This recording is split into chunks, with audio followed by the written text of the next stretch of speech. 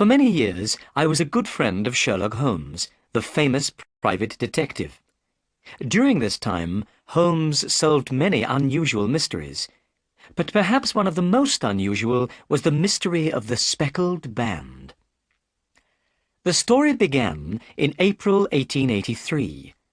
At that time, Holmes and I were sharing an apartment in Baker Street in London. One morning, I woke up very early. To my surprise, Holmes was standing beside my bed. He was already dressed. "What's happened, Holmes?" I asked. "Is there a fire?" "No, Watson," replied Holmes. "A client has just arrived. A young lady is waiting downstairs. She seems very worried and upset. I think she has something important to tell me. This could be an interesting case, Watson. That's why I woke you up." "I'll come at once," I said. I was very interested in Holmes' cases. My friend was a very clever detective. I very much admired his work. So I dressed quickly and went downstairs with Holmes. The lady was waiting in our sitting room. She was dressed all in black. Over her face she wore a veil. "Good morning, madam," said Holmes. "I'm Sherlock Holmes, and this is Dr. Watson, my friend and helper." Holmes shut the door and turned to the lady. "You're shivering, madam," he said. "You must be cold. Sit near the fire, and I'll get you some hot coffee." The lady moved nearer the fire. Then she said, "It isn't the cold which makes me shiver." "What is it, then?" "It's fear, Mr. Holmes. It's terror." As she spoke, the lady raised her veil. We saw at once that she was very frightened. Her eyes were like the eyes of a terrified animal. She was a young woman, about 30 years old, but her hair was already turning grey with worry. Holmes looked at the lady carefully. Then he leant forward and touched her arm. "Don't be afraid," he said kindly. "I'm sure we can help you. But first, please tell us your story." "Mr. Holmes," said our visitor, "I know I'm in terrible danger. Please tell me what to do." The picture sequence from the cinema has finished. You can look at it once more if you want. "I'm listening carefully," said Holmes. So the lady began her story. "My name," she said, "is Helen Stoner. My father was an officer in the Indian Army, but he died when I was a baby. After his death, my mother, my sister, Julia, and myself continued to live in India. My sister Julia and I were twins. When Julia and I were only 2 years old, my mother married again. She married a man called Dr. Grimesby Roylott. So Dr. Roylott became our stepfather." "Tell me about Dr. Roylott," said Holmes. "In the past, Dr. Roylott's family were very rich," said Miss Stoner. "But as the years went by, they lost all their money. Now, Dr. Roylott has only a large, old house and a small piece of land. The house is called Stoke Moran. I'm living at Stoke Moran with Dr. Roylott now. When my stepfather was young, he studied medicine. After he became a doctor, he went to India. That's where he met my mother and later married her." "My mother was a rich woman," went on Miss Stoner. "She had a private income. Every year she received a sum of about £1,000 from her bank. When she married Dr. Roylott, an agreement was made about this money." "What was this agreement?" asked Holmes. "If my mother died," replied Miss Stoner, "Dr. Roylott would inherit her income. After her death, he would receive £1,000 every year. But if my sister or I married, some of the £1,000 would go to us instead. We would receive part of the money." "I see," said Holmes. "After some years, we returned to England from India," continued Miss Stoner. But soon after we got back, my mother was killed in an accident. At first, all our neighbours at Stoke Moran were friendly with my stepfather. They were very happy that someone from the Roylott family was living at Stoke Moran again. But my stepfather didn't want to make friends with anyone. Whenever he went out, he quarrelled with somebody. He is a very bad-tempered man and gets angry quickly. Soon, all our neighbours were afraid of him. Didn't he have any friends at all? Asked Holmes. His only friends were gypsies, said Miss Stoner. These gypsies move round the country in bands. Dr. Roylott allows these gypsies to camp on his land. Dr. Roylott is also very fond of Indian animals. Two of these, a cheetah and a baboon, were sent to him from India. They run around freely over his land. Everyone is terrified of these dangerous animals. So Julia and I became more and more unhappy, went on Miss Stoner. No servants wanted to live at Stoke Moran, so we had to do all the work. When Julia died— Your sister is dead, then? Asked Holmes. At once he became very interested.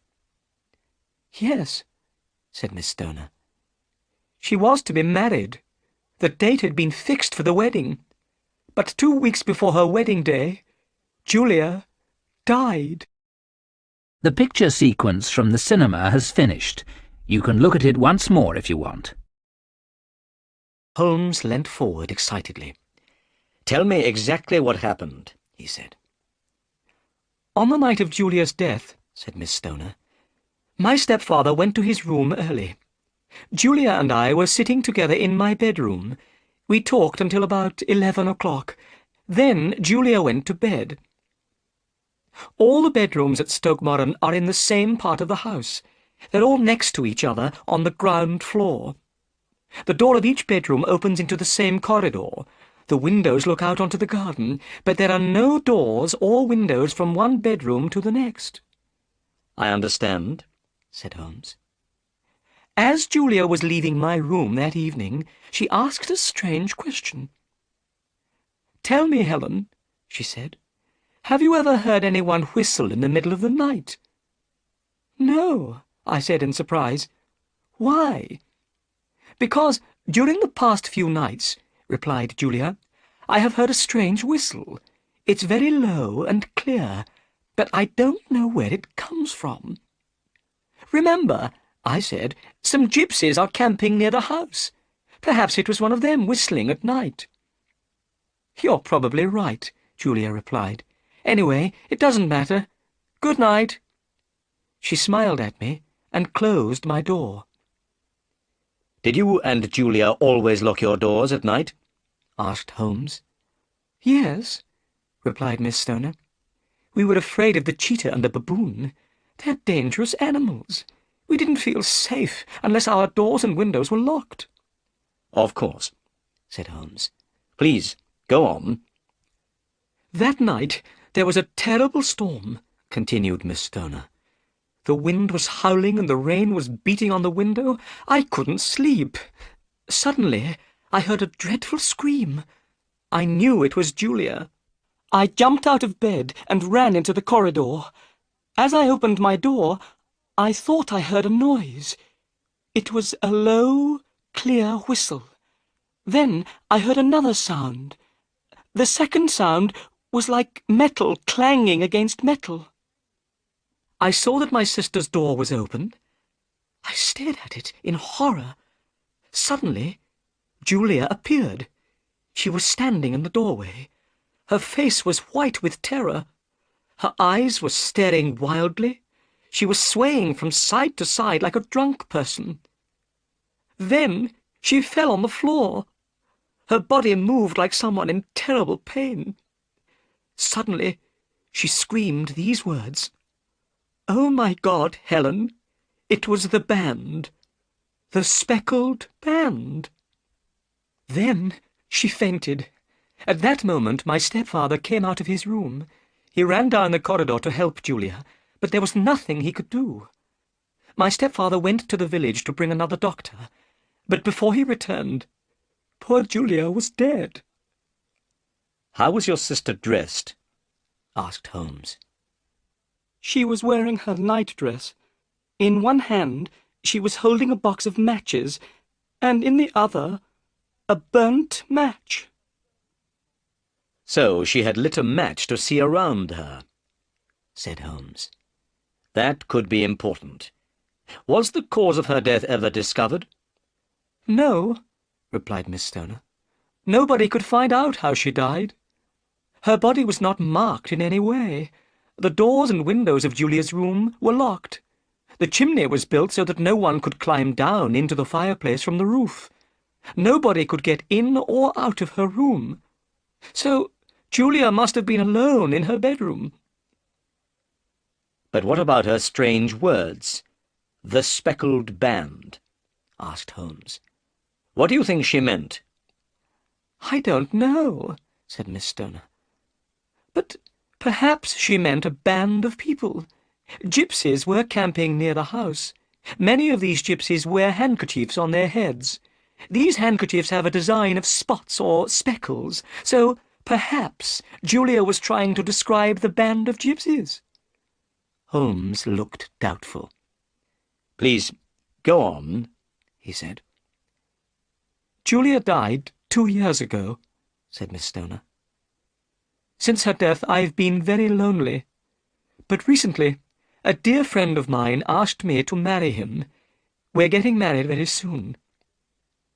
But 2 days ago, some builders arrived at Stoke Moran. The builders started to knock a hole through my bedroom wall. So I had to move out of my room and into Julia's room. I've been sleeping in her bed. Miss Stoner stopped for a few moments. Then she said, Mr. Holmes, last night I heard a terrible sound. What was that? I asked. It was a whistle, Dr. Watson. A low, clear whistle.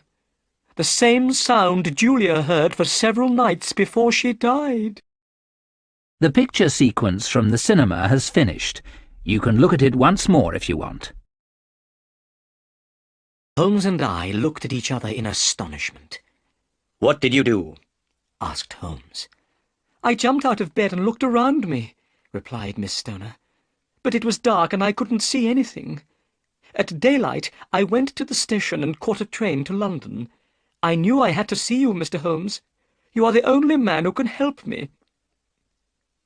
But I can only help you if you tell me everything, said Holmes. You have not told me everything, Miss Stoner.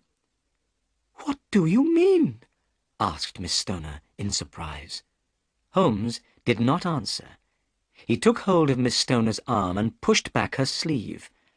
I saw 5 red marks on her arm. They were the marks of 4 fingers and a thumb. Somebody had held Miss Stoner's arm tightly. Your stepfather has hurt you badly, said Holmes. Miss Stoner's face became red. Dr. Roylott is a very strong man, she said. He doesn't know how strong he is. Holmes stared into the fire without speaking. I knew he was thinking hard. I need some more information, he said at last. But we must move quickly. I want to go to Stoke Moran today and examine the bedrooms there. But your stepfather must not know about my visit. Dr. Roylott has important business in London today, said Miss Stoner. He'll be away from home all day. Excellent, cried Holmes. Will you come with me, Watson? Of course, I replied. Then, Miss Stoner, we'll arrive at Stoke Moran early this afternoon. I must go now, said Miss Stoner. But I feel much happier, now that I've told you about my troubles. Goodbye. She pulled her veil over her face and left the room. Holmes leant back in his chair. Well, Watson, he said, this matter is very strange. I don't understand it, I said. Helen Stoner's sister, Julia, was alone in her bedroom. Nobody could get in or out. So how did she die? And what about the whistle in the night? Said Holmes. And the dying woman's words about the Speckled Band? I don't know, I said. Perhaps the band of gypsies— Suddenly, the door of our room was thrown open and a man appeared. He was so large that his body almost filled the doorway. His face was red and his eyes were cruel. The man stared at Holmes. Then he looked at me. "Which of you is Holmes?" he asked rudely. "That's my name," answered my friend quietly.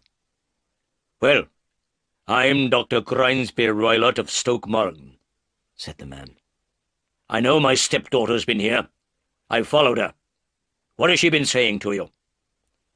Holmes was not afraid of the large man. He was not going to tell Dr. Roylott anything about Helen Stoner's visit. So he said politely, "The weather is a little cold just now, isn't it?" "Answer my question!" shouted Dr. Roylott angrily. "What has my stepdaughter been saying to you? I've heard about you, Holmes. You're a busybody. You interfere in other people's lives. Well, keep out of my life. I'm a dangerous man. Look!" A poker was lying beside the fire. It was made of iron and was very heavy. Dr. Roylott stepped forward and picked it up. He bent the poker with his huge hands. Then he threw it back into the fireplace. "I'm warning you, Holmes. Keep out of my life," he said again. Then he left the room. Holmes began to laugh. "Well," he said, "perhaps I'm not as large as Dr. Roylott, but I'm just as strong." As he spoke, Holmes picked up the poker and pulled it straight again. "Now," said Holmes, "let's have some breakfast, Watson. Then I have some business to do. I need more information." The picture sequence from the cinema has finished. You can look at it once more if you want. It was nearly 1 o'clock before Holmes returned. He looked excited. "I've been to Mrs. Roylott's lawyer," he said. "I've seen her will. This is what she wanted to happen to her money after her death. After her death, Dr. Roylott inherited all of his wife's income. But if Julia and Helen Stoner married, they would receive a large part of the income instead." "So, Dr. Roylott would lose a lot of money," I said. "Exactly," said Holmes. "But now, Watson, we must hurry. And please, bring your gun with you." We caught a train to Leatherhead, the nearest town to Stoke Moran. Then we drove along the country lanes to Dr. Roylott's house. It was a beautiful spring day. Soon we saw a large house through the trees. "That's Stoke Moran," said our driver, pointing at the house. "The quickest way to get there is through the fields. See? Where that lady is?" We saw a lady walking towards us. It was Helen Stoner. We paid the driver, and he set off back to Leatherhead. Miss Stoner hurried forward to meet us. "We have plenty of time," she said. "Dr. Roylott won't return from London until this evening." "We've already met your stepfather," said Holmes. He told Miss Stoner about Dr. Roylott's visit. Miss Stoner's face went white. "So he followed me," she said. "I'll never be safe from him." "Come," said Holmes. "Let's examine the bedrooms." We walked across the fields to the house. We saw that work was being done on one wall of the house. This was the wall of Miss Stoner's bedroom. "This is strange," said Holmes. "I can't see why this work is necessary." "No," said Miss Stoner. "I am sure that the work is not necessary. It is an excuse to get me to move from my room." "Well," said Holmes, "I want to examine the room you're sleeping in now, your sister Julia's room." The room was small, with a low ceiling and a wide fireplace. There was some old furniture in the room, a bed, a table, and 2 chairs. Holmes examined everything carefully. Suddenly he pointed to a long rope which hung down by the bed. The end of this rope touched the pillow. The rope looked like a bell rope for calling a servant. If the person in bed wanted something, they could pull the rope. The rope would be attached to a bell in another part of the house. The bell would ring, and a servant would come. "That bell rope looks very new," Holmes remarked. "Yes," replied Miss Stoner. "It was put in only 2 years ago." Holmes pulled the bell rope. We waited. But nothing happened. We could not hear a bell ringing anywhere in the house. "Look," said Holmes suddenly. "This isn't a real bell rope. It doesn't go anywhere. It's attached to a hook on the ceiling." We all stared up at the ceiling. Holmes was right. Then I noticed something else. Near the top of the bell rope was a tiny opening in the wall. It looked like a small ventilator. Holmes saw the ventilator too. "That's strange," he said. "Air usually comes into a room from outside through a ventilator, but this ventilator connects 2 rooms inside. I wonder why." "I don't know," said Miss Stoner. "But the bell rope and the ventilator were put in at the same time." "That's very interesting," said Holmes. "A bell rope which doesn't ring a bell, and a ventilator which doesn't ventilate. They are both false. And now, Miss Stoner, I'd like to examine your stepfather's room." We went into Dr. Roylott's room next door. There were a few pieces of furniture in the room, and some books. In the middle of the floor stood a large iron safe. The safe was locked. Holmes knocked on the walls of the safe. "What's in here?" he asked. "My stepfather's business papers," replied Miss Stoner. "There isn't a cat inside." "A cat?" said Miss Stoner in surprise. "No. What a strange idea." "Well, look," said Holmes. He pointed to a small saucer of milk on top of the safe. "We don't have a cat," said Miss Stoner. "But there is the cheetah. A cheetah is just a big cat." "Yes, of course," said Holmes. "But here's something else." A short stick was lying on top of the bed. A thin rope was attached to this stick. One end of the rope had been tied into a noose. I looked at the noose. I wondered what it was for. "Well," said Holmes, "I think I've seen enough." We walked out into the garden. Holmes looked very serious. "Miss Stoner," he said at last, "Dr. Watson and I must wait in your room tonight." Miss Stoner and I looked at each other in astonishment. "Yes," said Holmes. "Your life is in great danger." The picture sequence from the cinema has finished. You can look at it once more if you want. "This is my plan, Miss Stoner," said Holmes. "Listen carefully. When Dr. Roylott returns, go into Julia's room, but don't go to bed. Wait until you hear Dr. Roylott go to bed. Then put a lamp in the window. Then go to your own room. You must stay there all night. Dr. Watson and I will be watching the house. The lamp in the window will be a signal for us. When we see the lamp, we'll come." "But where will you be?" asked Miss Stoner. Holmes pointed to a building through the trees. "Is that the village inn?" he asked. "Yes," said Miss Stoner.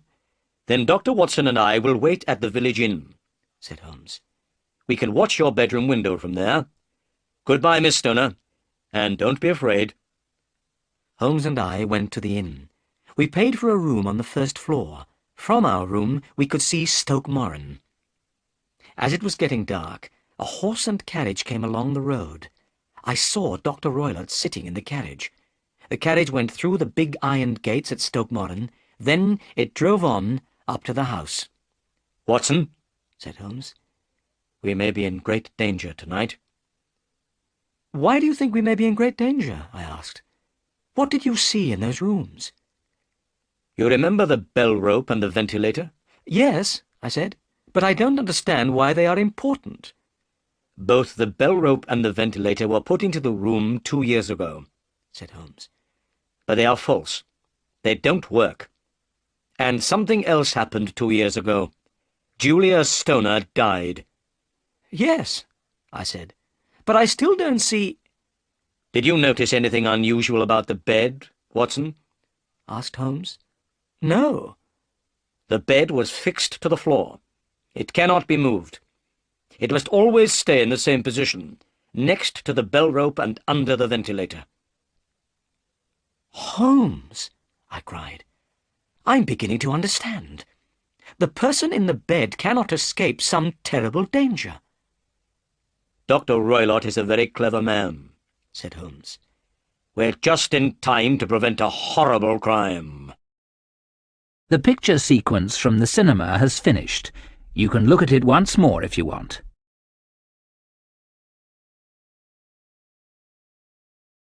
About 11 o'clock, we saw a light. It was a lamp shining from the bedroom window. Holmes jumped up excitedly. That's our signal, Watson, he said. Come on. We hurried along the road. The yellow light was still shining from the bedroom window. We went into the garden of Stoke Moran and walked towards the house. Suddenly, a dark shape ran in front of us. It was like a child with very long arms. But it was not a child. I felt very afraid. "What was that, Holmes?" I asked. Holmes laughed quietly. It was one of Dr. Roylott's animals, he said. That was the baboon. We reached the house and climbed through the window into Julia's bedroom. Holmes closed the window. Then he whispered in my ear. We must put out the light, Watson. Dr. Roylott might see the light through the ventilator. I took my gun out of my pocket and put it on the table. Holmes had brought a long, thin stick with him. He put this stick on the bed. He put a box of matches beside the stick. I put out the lamp, and we waited. I shall never forget that terrible night. We were in complete darkness, and we knew we mustn't make a sound. We heard the bell in the village clock. It struck midnight, then 1 o'clock, 2 o'clock, 3 o'clock. Still we waited. Suddenly, I saw a light shining through the ventilator. Somebody in Dr. Roylott's room had lit a lamp. I heard someone moving about quietly. Then everything was silent again. Another half-hour passed. Then I heard a strange noise, a very soft, hissing noise. The noise was near us in the room. Holmes jumped up and lit a match. Immediately, I heard a low, clear whistle.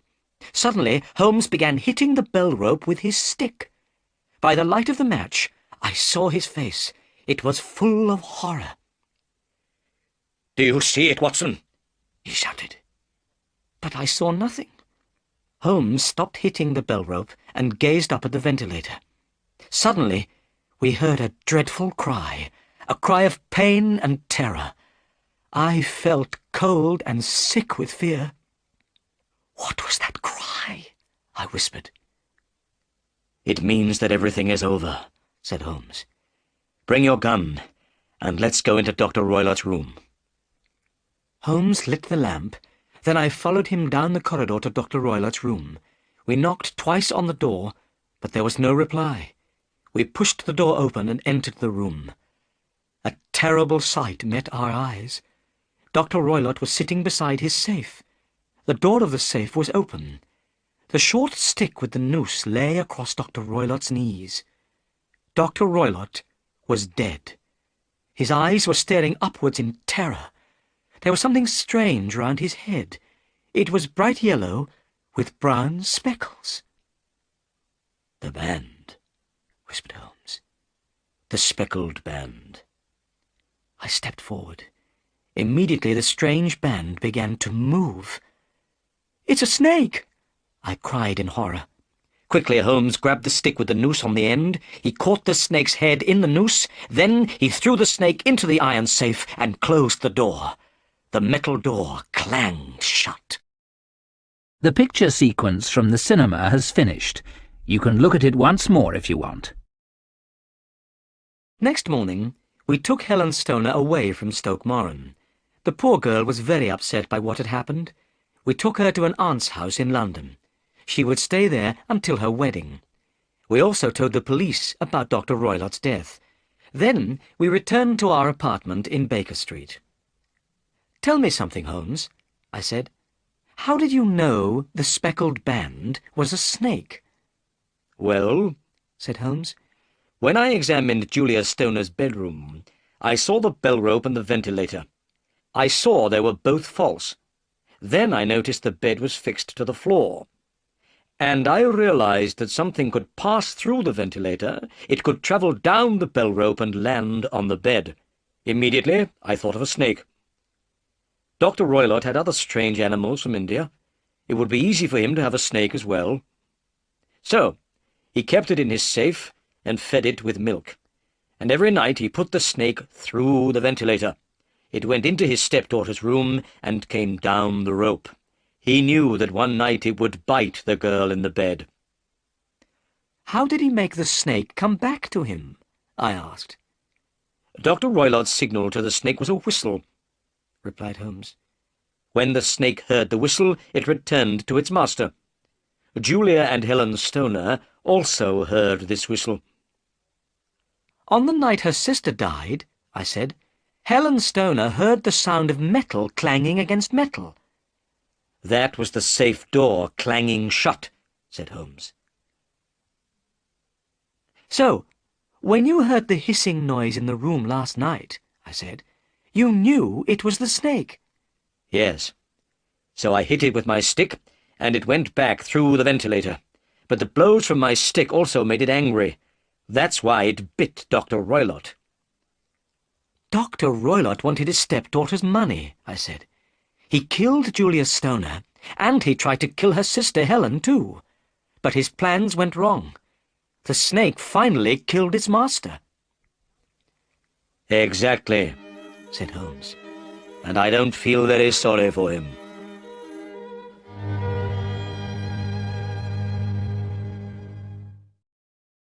The picture sequence from the cinema has finished. You can look at it once more if you want.